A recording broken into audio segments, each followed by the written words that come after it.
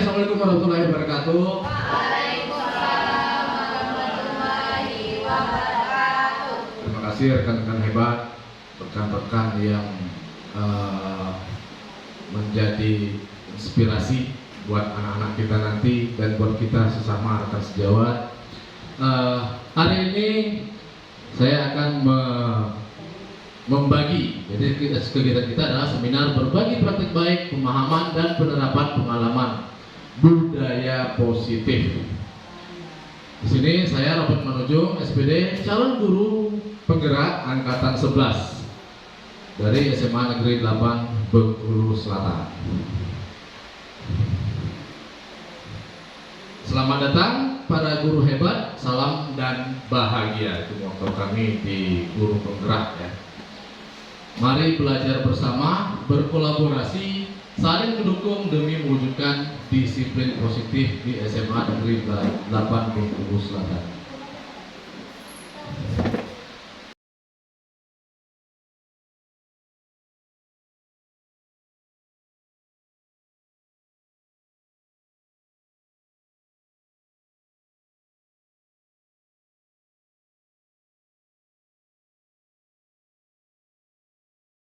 Oke, ada 8 poin untuk budaya positif yang nanti akan kita bahas.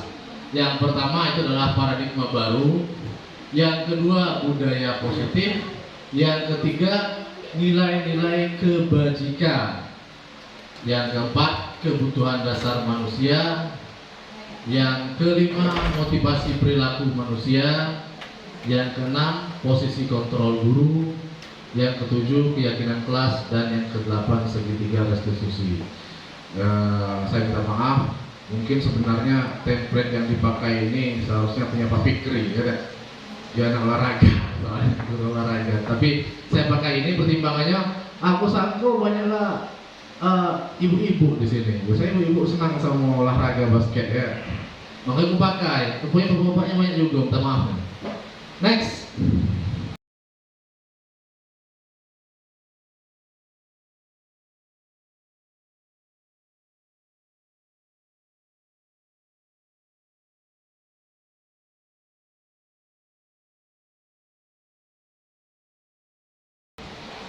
Pembelajaran dengan paradigma. Nah, di sini ada paradigma baru. Pembelajaran dengan paradigma baru merupakan pembelajaran yang dirancang berdasarkan prinsip pembelajaran berdiferensiasi, sehingga para murid belajar sesuai kebutuhan berdasarkan tahap perkembangan sesuai teori psikologi modern untuk mewujudkan profil Pancasila. Nah, yang kita akan bahas ini masalah kurikulum merdeka sebenarnya. Bagaimana kita menyiasati keberagaman anak-anak kita. Seperti yang saat ini sekolah itu diwajibkan untuk menerima siswa berkebutuhan khusus. Nah, jadi di sini memang kita harus bisa membuat rancangan pembelajaran yang berdiferensiasi untuk memenuhi bahwa semua murid nanti bisa ikut belajar di pembelajaran kita. Kemudian yang kedua, pembelajaran diferensiasi adalah pembelajaran yang mengakomodir kebutuhan belajar murid, menghargai perbedaan individu siswa dalam hal minat, kesiapan, gaya belajar. Guru diharapkan dapat merancang kegiatan yang memungkinkan setiap siswa belajar sesuai dengan kebutuhannya. Nah, kalau dulu kita di K13 dan kurikulum-kurikulum sebelumnya itu pembelajaran itu berpusat kepada guru. Nah, saat ini di kurikulum merdeka pembelajaran itu berpusat kepada murid. Rasanya kita semua tahu ya. Next, yang ketiga, paradigma baru ini menekankan pada pembentukan karakter siswa untuk menunjukkan profil pelajar Pancasila seperti beriman pada Tuhan Yang Maha Esa, berkebinekaan, global, gotong royong, mandiri dan bernalar kritis. Siswa diharapkan menjadi individu yang berakhlak mulia, mandiri dan bertanggung jawab. Ini profil Pancasilanya. Kemudian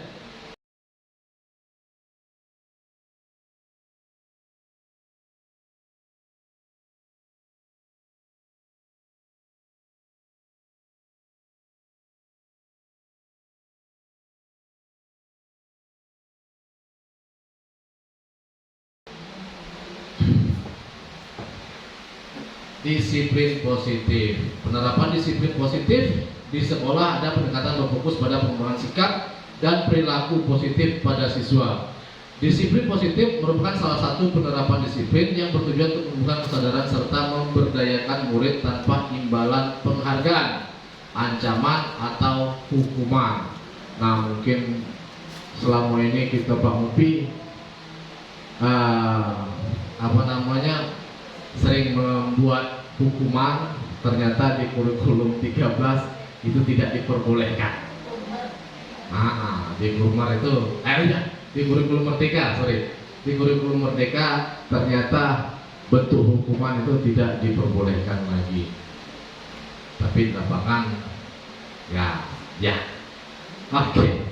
Next.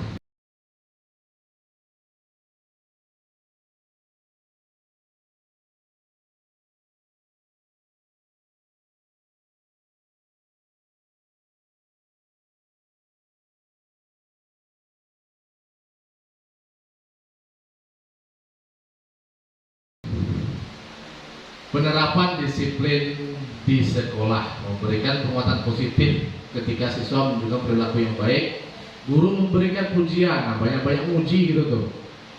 Walaupun salah, anak harus dipuji. Nggak ada anak yang nakal, ada yang anak yang bodoh. Semuanya punya poinnya tertentu, poin masing-masing. Kemudian harus ada pengakuan, kita harus memberi mereka pengakuan atau penghargaan yang bersifat non materi, seperti memberi waktu istirahat tambahan, kesempatan untuk memimpin kegiatan atau catatan positif yang dikirimkan kepada orang tua.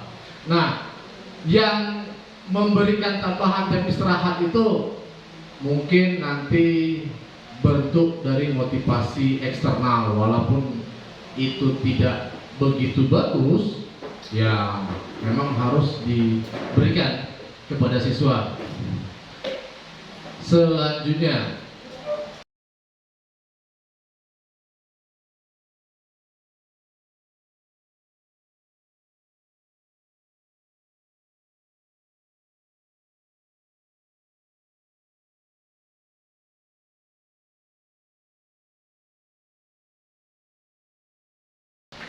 nilai-nilai kebajikan, nilai yang disepakati bersama, lepas dari suku bangsa, agama, bahasa maupun latar belakang. Contoh nilai kebajikan itu adalah institusi, organisasi, adalah pelajar profil Pancasila.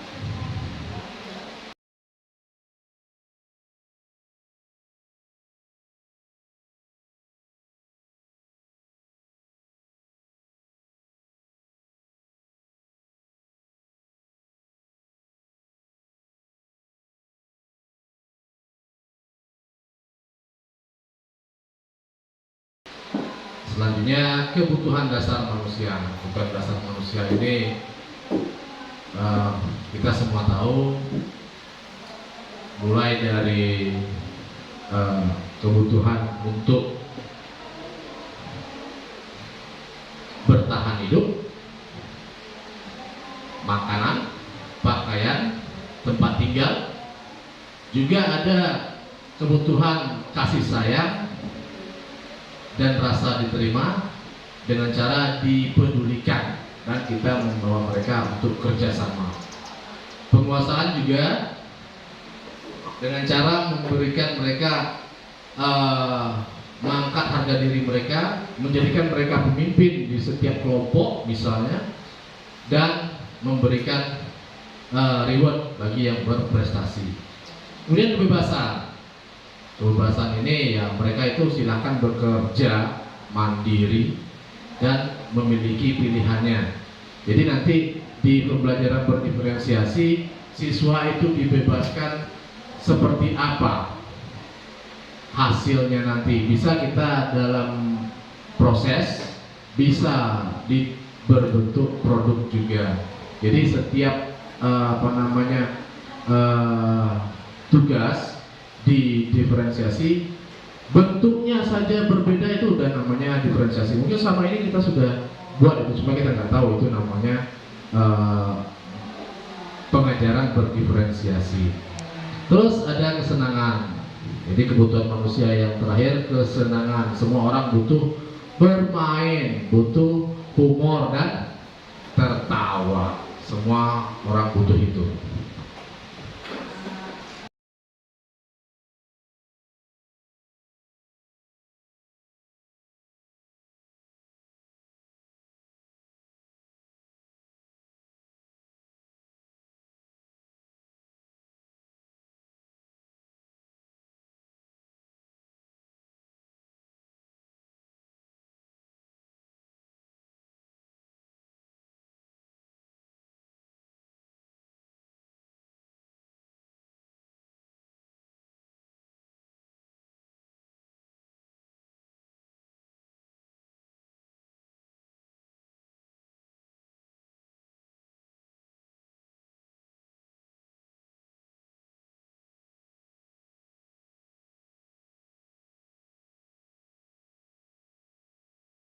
Selanjutnya motivasi perilaku manusia. Nah, ini yang saya bilang tadi, motivasi dari dalam dan dari luar diri anak itu sendiri. Nah, dari dalam misalnya, dari luar misalnya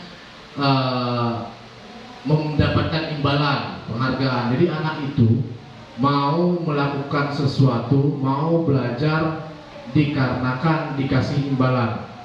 Jadi kalau kemarin Pak Fahmilian ngomong, biasanya Pak Robert ini ngasih imbalan, nah sekarang nggak lagi. Nah karena ini, walaupun tidak ya, nggak ada lagi 2 komite, makanya nggak ada lagi itu. Kalau dulu ya saya kasih untuk siswa yang berprestasi nilai bahasa Inggris tertinggi. Mana anak saya yang PPL yang anak SMA 9 kemarin alumni? Dua di sana ya. Ya. Itu dilakukan, tapi ternyata itu tidak boleh, ternyata Ibu So. Ya. Itu hanya menimbulkan motivasi sesaat yang tidak melekat sebenarnya. Kemudian motivasi yang bagus itu adalah motivasi intrinsik, yaitu menjadikan orang yang mereka inginkan dan menghargai diri sendiri dan nilai-nilai yang mereka percaya. Nah, kalau memang udah kesadaran siswa itu sendiri untuk melakukan hal itu, nah itulah yang paling bagus motivasinya. Cuma memang butuh lingkungan belajar yang baik juga. Nah, ini tugas kita sebagai guru untuk menyediakan lingkungan belajar yang positif.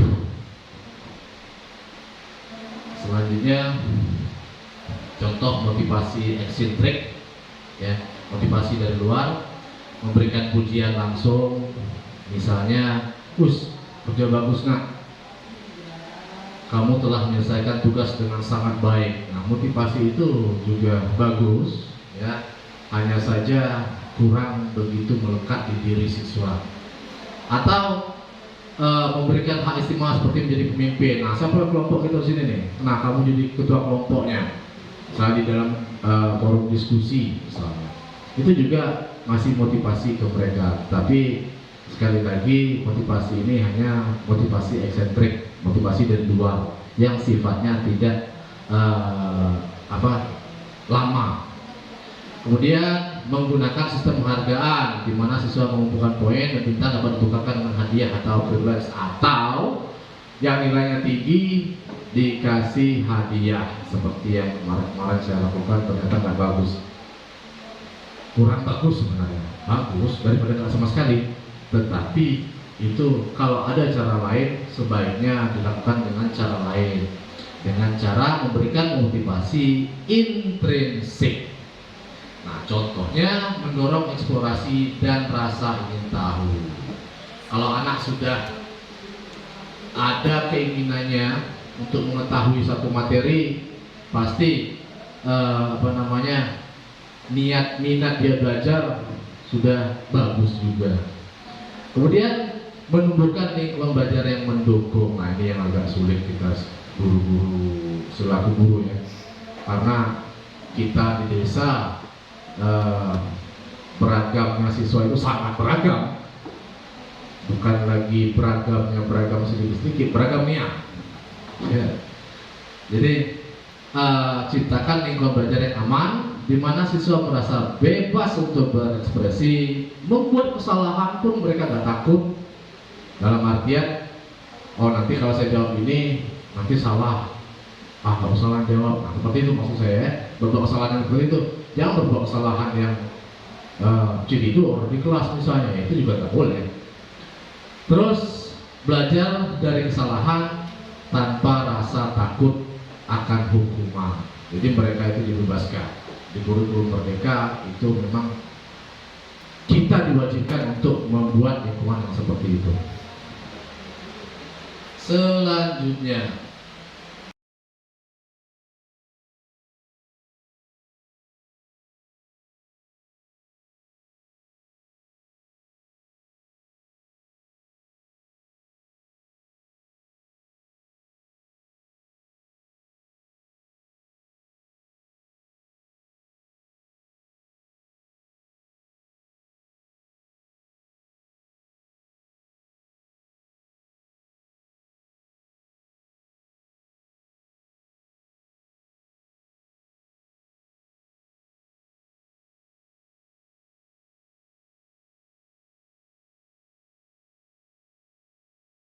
lima posisi kontrol guru. Nah, ini ada 5 posisi kontrol kita sebagai guru.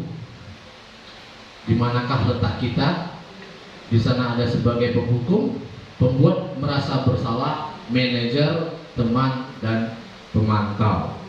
Kebanyakan diri kita itu adanya di pembuat merasa bersalah atau di penghukum, termasuk saya. Ya, kerjanya menghukum siswa, walaupun ini sebenarnya nggak bagus ya. Contoh penerapan 5 posisi kontrol guru. Nah, ini contohnya. Ini kasusnya siswa tidak memakai atribut lengkap saat upacara bendera. Apa yang akan kita lakukan? Kalau kita sebagai penghukum, maka kita akan menyuruh siswa tersebut hormat pada tiang bendera selama 1 jam. Kalau kita sebagai pembuat rasa bersalah, kita akan ngomong, berapa kali bapak atau ibu ini memberitahu kamu selalu saja mengecewakan. Nah, kalau terlontar kalimat seperti itu, berarti kita membuat mereka merasa bersalah. Atau sebagai teman, kita ngomong, ayo dong, ikuti aturan sekolah, tolong bantu bapak atau ibu sekali ini. Nah, kalau kita sudah teromong seperti itu, berarti posisi kita sebagai teman misalnya, ya. Atau sebagai pemantau, kamu sudah melanggar peraturan sekolah, kamu tahu kan konsekuensinya, ya sekedar seperti itu saja. Atau sebagai manajer, apa kamu tahu kesalahan kamu? Ya, kita memvalidasi kesalahannya, kemudian kira-kira bagaimana kamu memperbaiki kesalahannya. Nah, itu sebagai manajer. Bagusnya kita itu berada di posisi manajer, ya, nggak harus marah-marah, ya. Makanya saya nggak pernah marah-marah, sampai ketawa, sampai senyum, ya kan? Oke, selanjutnya.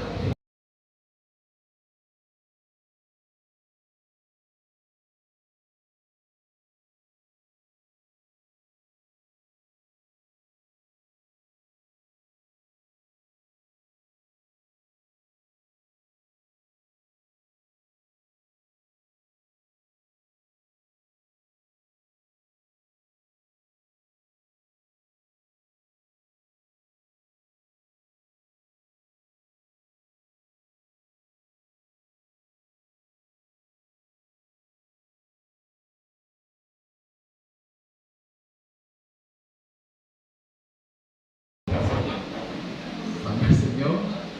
Ini Pak Mupi, utang kata Pak Mupi sini ya. Contoh kasus.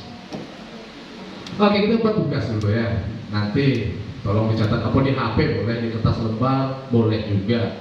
Ada 4 kasus di sini. Nanti kita tebak-tebakan posisinya di mana. Ya. Yang pertama, Pak Mupi memberikan push up sebanyak 20 kali kepada Nando ya, karena terlambat. Soalnya ini paling sering terjadi, Pak Mupi. Kemudian yang kedua, Willy, kamu terlambat mengumpulkan tugas. Apa kamu tidak peduli dengan teman-temanmu yang sudah bekerja keras dan tepat waktu? Sekarang mereka harus membayar harga karena ketidakhadiranmu. Nah, itu sebagai apa? Di posisi apa? Dari 5 ini tadi. Dari 5 sebagai penghukum, pembuat rasa bersalah, teman, pemantau atau manajer. Kemudian yang ketiga, kamu hebat Aldo, terus berusaha, Bapak Ibu selalu mendukungmu. Nah, Aldo. Nah, Aldo ya. Nah, nama kamu saya berikut ya. Terus yang keempat ada, selama pelajaran hari ini saya melihat bahwa kamu sudah berusaha keras menyelesaikan tugas kelompok dengan baik. Namun, saya perhatikan ada beberapa kali kamu aktif berbicara ketika berdiskusi dengan teman-temanmu. Mungkin di pertemuan berikutnya kamu bisa mencoba untuk lebih berani menyampaikan pendapatmu agar ide-ide bagus yang kamu miliki bisa didengar oleh teman-teman lainnya. Oke, kita mulai dari kasus yang pertama. Ada pendapat kira-kira yang nomor 1 ini, Pak Mubi berikan push up sebanyak 20 kali kepada Nando ini karena terlambat, di posisi mana? Penghukum. Oke. Kita lock kuncinya ya. Nomor 1 penghukum. Kemudian nomor 2, Willy, kamu terlambat mengumpulkan tugas. Apa kamu tidak peduli dengan teman-temanmu yang sudah bekerja keras dan tepat waktu? Merasa bersalah. Oke, pembuat rasa bersalah. Ya, kita lock. 1 penghukum, kedua membuat rasa bersalah, dan yang ketiga, kamu hebat Aldo, terus berusaha, Bapak Ibu selalu mendukungmu. Itu kira-kira apa tuh? Teman? Oke. Teman? Mantau? Ada yang bilang teman, ada yang bilang mantau. Oke. Teman? Manajer? Kamu hebat Aldo, terus berusaha, Bapak Ibu selalu mendukungmu. Boleh balik lagi ya Pak ke slide yang tadi. Nah, kira-kira seperti ini. Kalau dia sebagai pembuat rasa bersalah, seperti itu kalimatnya. Kalau pemantau, kamu sudah melanggar peraturan. Kamu tahu kan konsekuensinya. Kalau sebagai teman, ayo dong ikuti aturan sekolah, tolong bantu ibu atau bapak, ya sekali ini. Ya. Nah, kalimatnya di sini. Kamu hebat Aldo, terus berusaha, Bapak Ibu selalu mendukungmu. Kira-kira? Manajer. Yakin ya? Lock manajer. Kita lock? Oke, kita kunci jawabannya. Nomor 3 adalah manajer. Oke. Next, nomor 4. Selama pelajaran hari ini saya melihat bahwa kamu sudah berusaha keras menyelesaikan tugas kelompok dengan baik. Namun, saya perhatikan ada beberapa kali kamu belum aktif berbicara ketika berdiskusi dengan teman-temanmu. Ini pemantau. Baca kalimat utuhnya. Mungkin di pertemuan berikutnya kamu bisa mencoba untuk lebih berani menyampaikan pendapatmu agar ide-ide bagus yang kamu miliki bisa didengar oleh teman-teman lainnya. Manajer. Jadi nomor 3 tadi. Pemantau. Oke, nomor 3 pemantau. Nomor 4 manajer. 1 penghukum, kedua pembuat rasa bersalah, ketiga pemantau, keempat manajer. Oke, ini adalah jawabannya. Penghukum, pembuat rasa bersalah, teman dan pemantau. Salah satu. Salah. Aku dulu salah. Oke, satu lagi. Ada pertanyaan seperti ini. Tadi Pak Mupi nyuruh anak push up 20 kali karena terlambat, ya kan? Nah, sekarang ada pertanyaan seperti ini. Pak Fikri misalnya. Pak Fikri sedang mengajar, sudah 10 menit.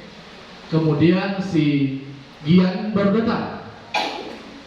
Terus Pak Fikri nyuruh si Gian ini untuk lari, untuk push up sama, untuk push up sebanyak 20 kali tadi, 20 kali juga. Nah, kira-kira peran posisi Pak Fikri di sana sebagai penghukum atau apa? Pak Fikrinya lagi olahraga di luar. Giannya baru datang. Sudah telat 5 menit atau 10 menit. Terus Pak Fikri bilang, karena Pak Fikri olahraga, Ustaz aku si Gian sebanyak 20 kali. Itu penghukum atau apa?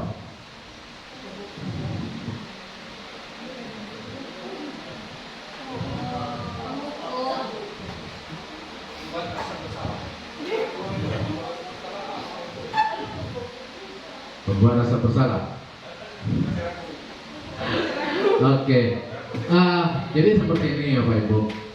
Si Pak Mupi ini dia bukan guru olahraga.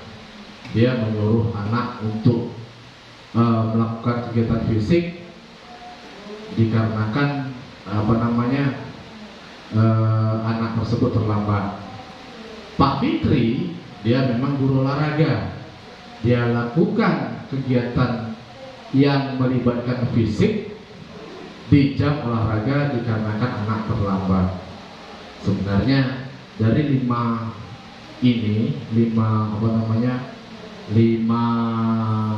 posisi kontrol ini, Pak Fikri lebih ke membuat merasa bersalah karena memang ya di olahraga ya main fisik ya di olahraga itu bermain fisik. Oke, ini contoh kasus tadi.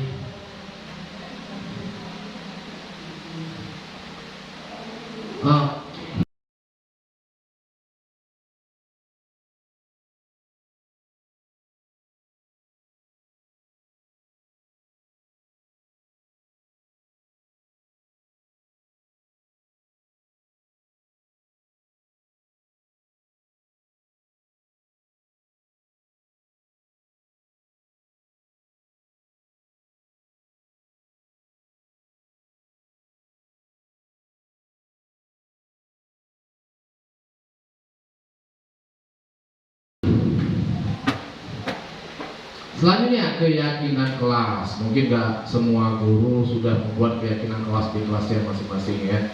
Saya juga di kelas saya wali kelas 12 IPS Ibu Usul. Tetapi masalahnya kelas itu bukan kurikulum merdeka K13. Maka tidak saya buat keyakinan kelas di sana. Saya hanya membuat keyakinan kelas di kelas 11. Jadi keyakinan kelasnya keyakinan kelas mata pelajaran, bukan kelas. Seperti itu.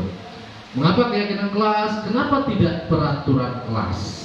Apa beda peraturan kelas dan keyakinan kelas kira-kira? Ada yang punya pendapat? Peraturan kelas itu kayak gimana sih? Contohnya?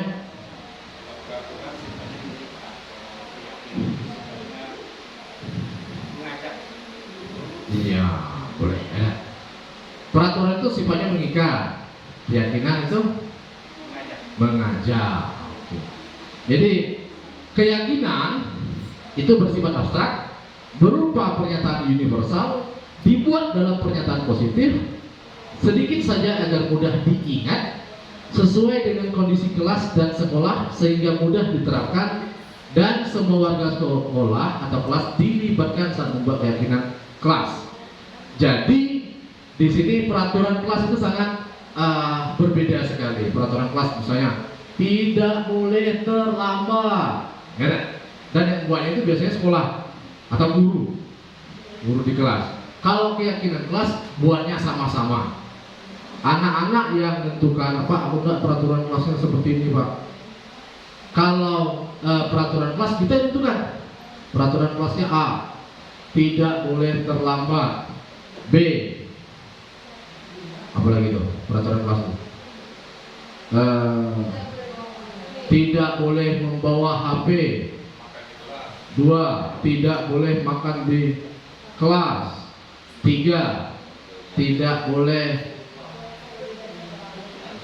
terlambat. Ya, tidak boleh. Nah, ada kata-kata tidak boleh atau dilarang. Ya. Nah, kalau peraturan kelas itu seperti itu. Nah, keyakinan kelas sebaliknya. Tapi intinya sama. Kalau misalnya tadi tidak boleh terlambat ke peraturan kelas, kita ganti menjadi keyakinan kelas menjadi disiplin masuk tepat waktu misalnya. Terus tidak boleh mengganggu teman, itu peraturan. Kalau dijadikan keyakinan, saling menghargai, mantap Bano. Saling menghargai dan menghormati, itu bentuk keyakinan kelas. Ada lagi tidak apa tadi? Baru saja peraturan kelas tadi.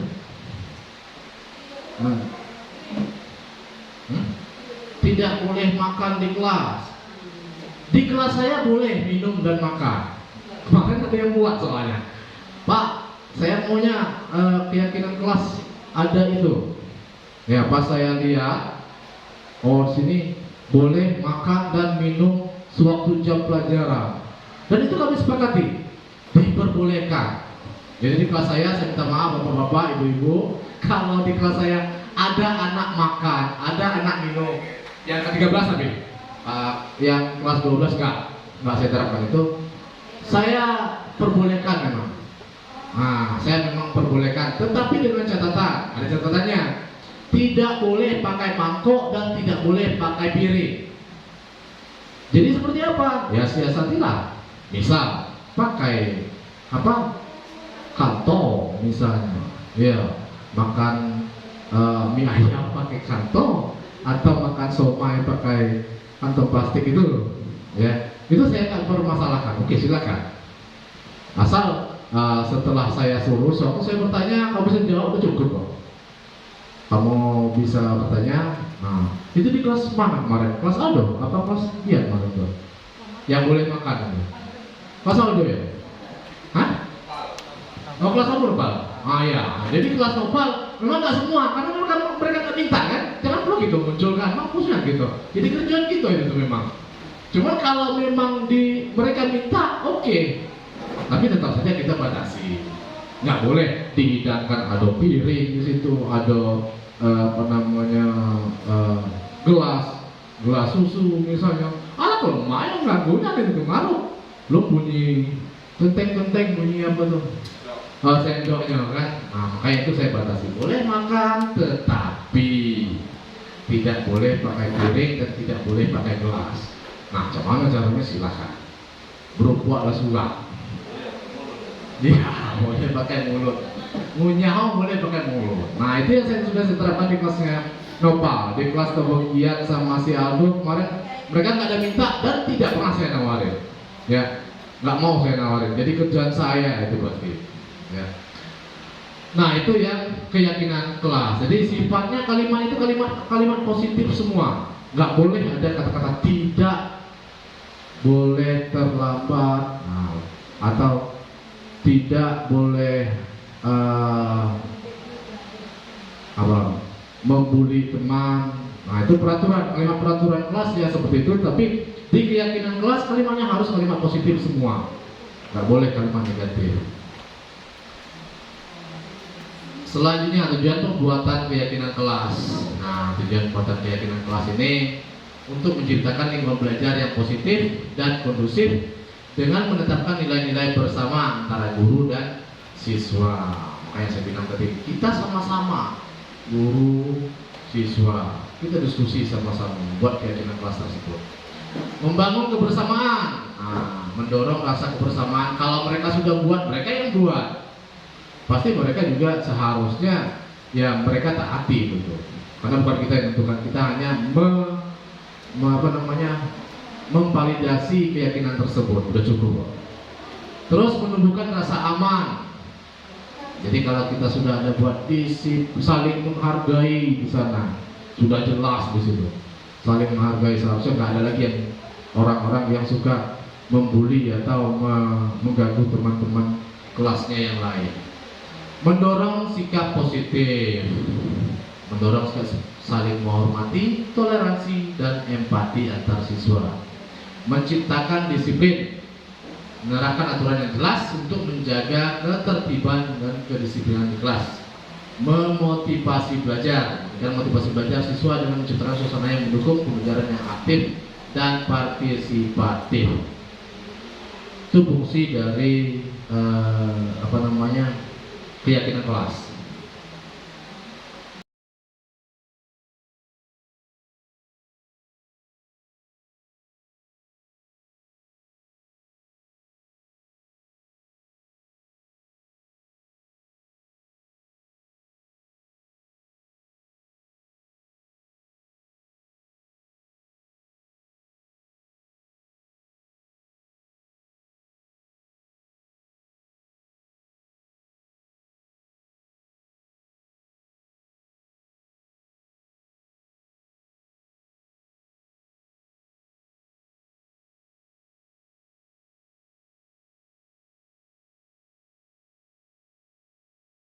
Disclaimer. Berikut ini merupakan praktik penerapan restitusi untuk menanamkan disiplin positif pada siswa. Adapun tokoh pemeran pada video ini hanya memainkan peran mereka saja dan merupakan settingan sebagai referensi penerapan segitiga restitusi.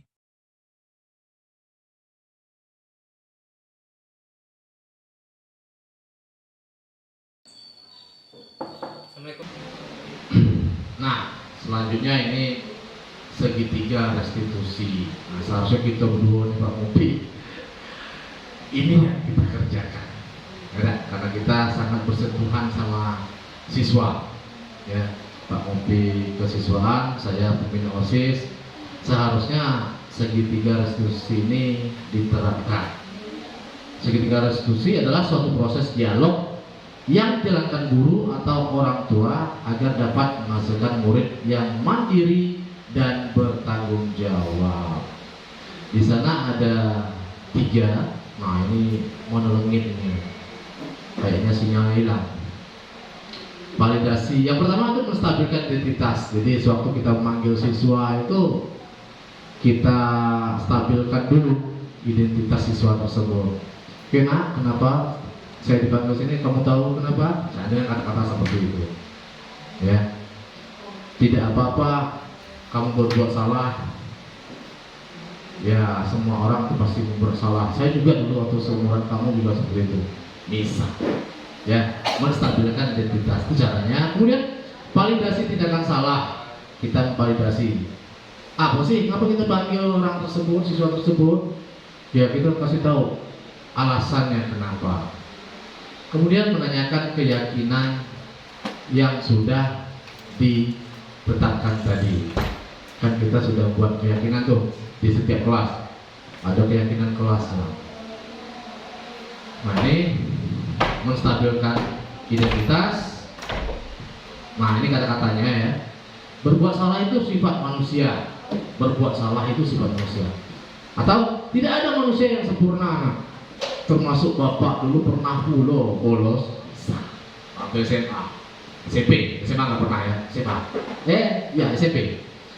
Terus bapak ibu guru juga pernah melakukan kesalahan seperti itu. Bapak ibu guru tidak tertarik mencari siapa yang salah. Di sini bapak itu mencoba membantu mencari solusinya. Nah, itu kata-kata untuk menstabilkan identitas supaya anak bisa tenang mengakui kesalahannya nanti. Kemudian baru kita validasi tindakan yang salah dari anak tersebut. Ya, kita validasi dengan kata-kata kamu pasti punya alasan kenapa melakukan hal itu. Atau padahal kamu bisa melakukan yang lebih buruk dari ini ya, tapi tetap kamu melakukannya seperti ini saja. Atau kamu patut bangga pada dirimu sendiri karena kamu telah melindungi sesuatu yang penting buatmu. Setelah dia baru untuk mancing dia mengakui kesalahannya tersebut. Ya. Kemudian yang terakhir baru kita menanyakan keyakinan kelas. Nah, kamu tadi salah.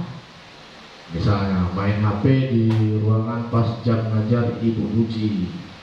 Nah, kira-kira apa yang kamu langgar dari keyakinan kelas yang sudah ditetapkan dulu? Misalnya seperti itu ya.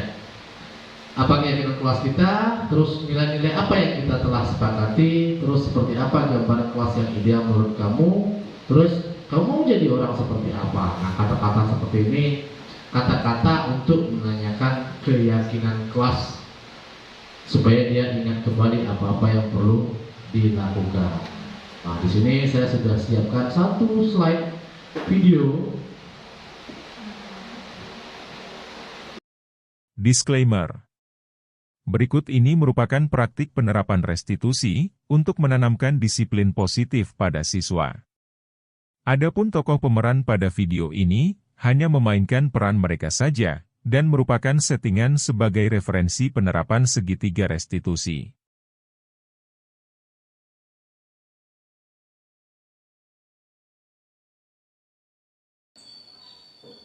Assalamualaikum Mister.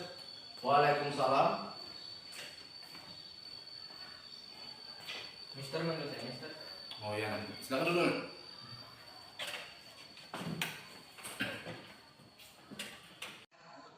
Nova tahu kenapa dipanggil ke sini? Enggak Mister. Jadi seperti ini Nova. Tadi Mister lihat waktu jam belajar tadi Nopal main HP, ya kan? Iya Mister. Jadi selama ini Nopal ini udah rajin, peduli sama pendidikan, sama lingkungan sekolah, sama aturan-aturan yang ada di sekolah kita ini.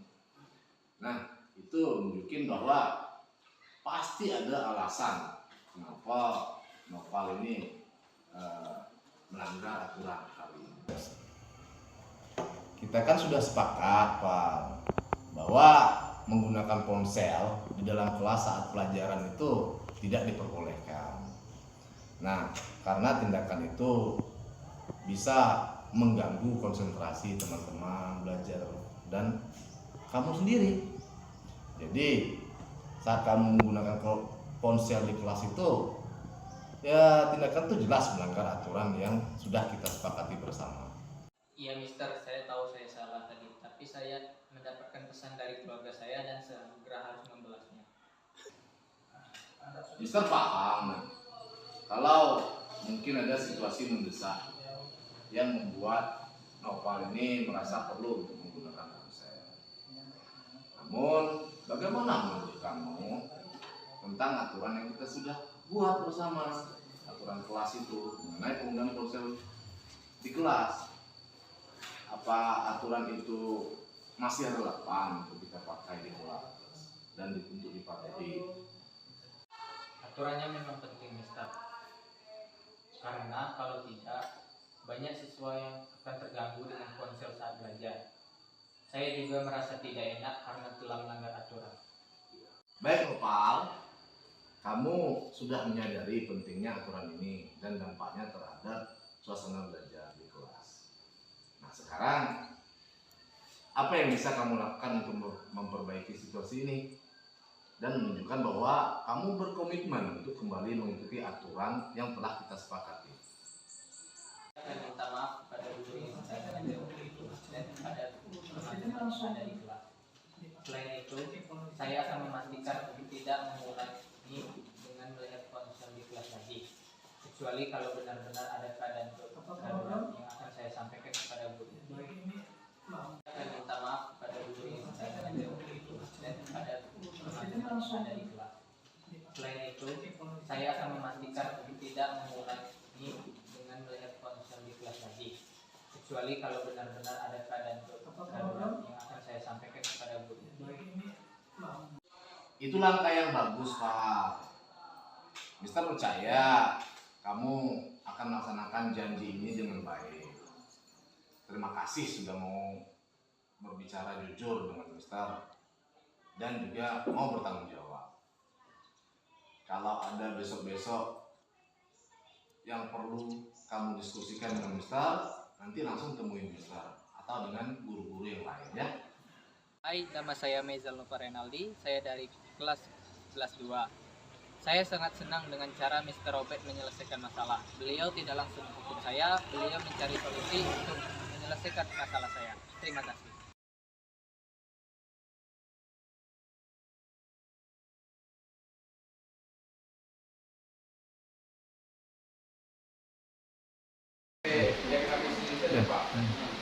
Hah?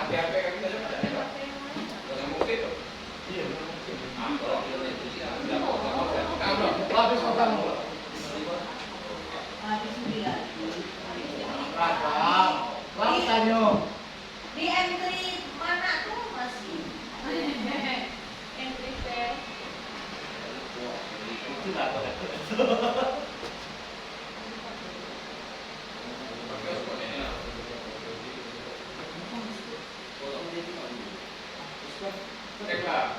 Disclaimer. Berikut ini merupakan praktik penerapan restitusi untuk menanamkan disiplin positif pada siswa.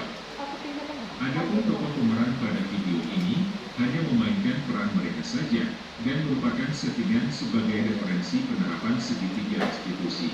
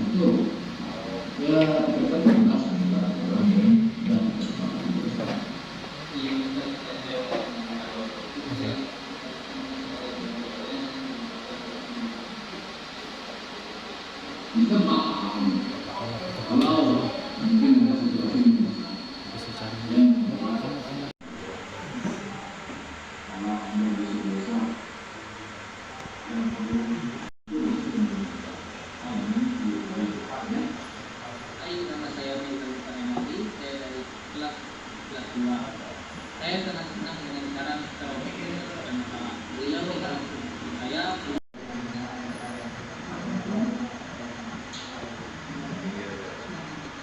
Itulah saya yang bagus, Pak. Bukan saya. Kamu yang janji ini.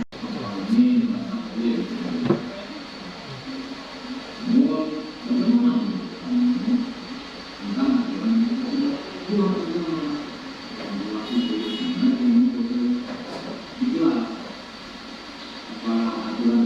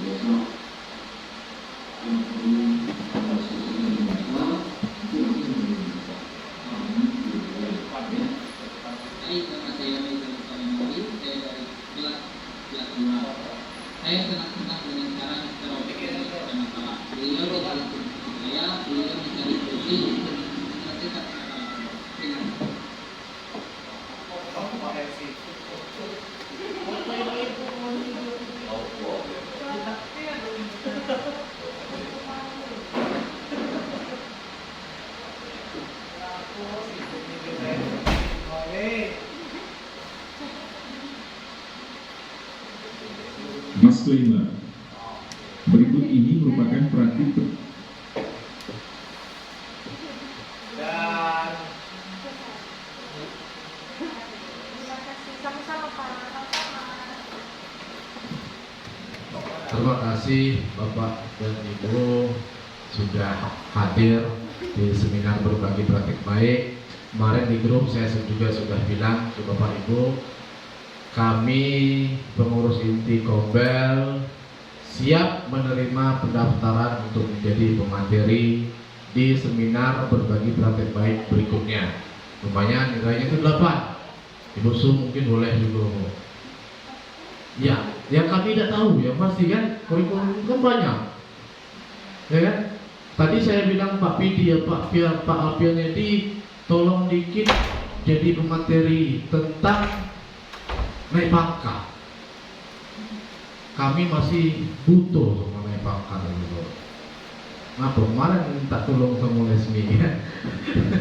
Nah kalau ada yang dari kita kan, itu kan lebih bagus. Atau berbagi praktik baik dalam hal yang lain, misalnya dalam hal Pak Firdaus misalnya tentang penerapan agama misalnya. Jadi mulai besok saya membuka pendaftaran untuk jadi pemateri di seminar Kombel berikutnya. Jadi kita guru-guru SMA Masat, saya harap tidak lagi mencari sertifikat untuk pemenuhan PMM di luaran. Cukuplah kita nih lah, lumayan. Kemarin saya sudah 1 kali materi 8, ditambah ini jadi 16. Lumayan ya. Jadi saya harap, saya tunggulah gitu. Siapapun karena yang kebetulan di Kombel yang ngatur jadwalnya saya, boleh langsung ke saya nanti. Atau Pak Yengki, nanti Pak Yengki juga ngasih ke saya. Siapapun yang mau. Pak Nom juga boleh Pak Nom. Ada apa-apa Pak Nom? Pak Asbun mungkin untuk meninggalkan kesan yang baik sebelum pensiun kan? Nggak apa-apa itu tuh. Pesan terakhir. Pesan terakhir, nah iya pesan terakhir. Seolah-olahnya gitu. Okay, that's all really nice to see you all. Terima kasih, sangat senang sekali bertemu kalian semua, bapak-bapak, ibu-ibu guru hebat. Minta maaf, kemarin di awal saya sudah bilang kalau ada kita sama-sama, kalau nggak ada kita nyir sama-sama ya kan? Yang pasti, iya, yang pasti tunggu saja sertifikatnya akan dikirim via WA kembali 3 hari yang akan datang.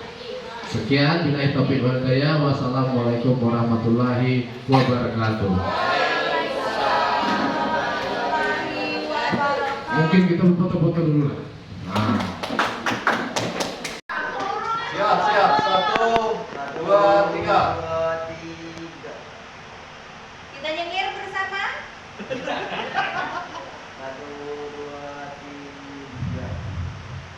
3. cinta Panji. Cinta Pak. Inaan bro, inaan Pak.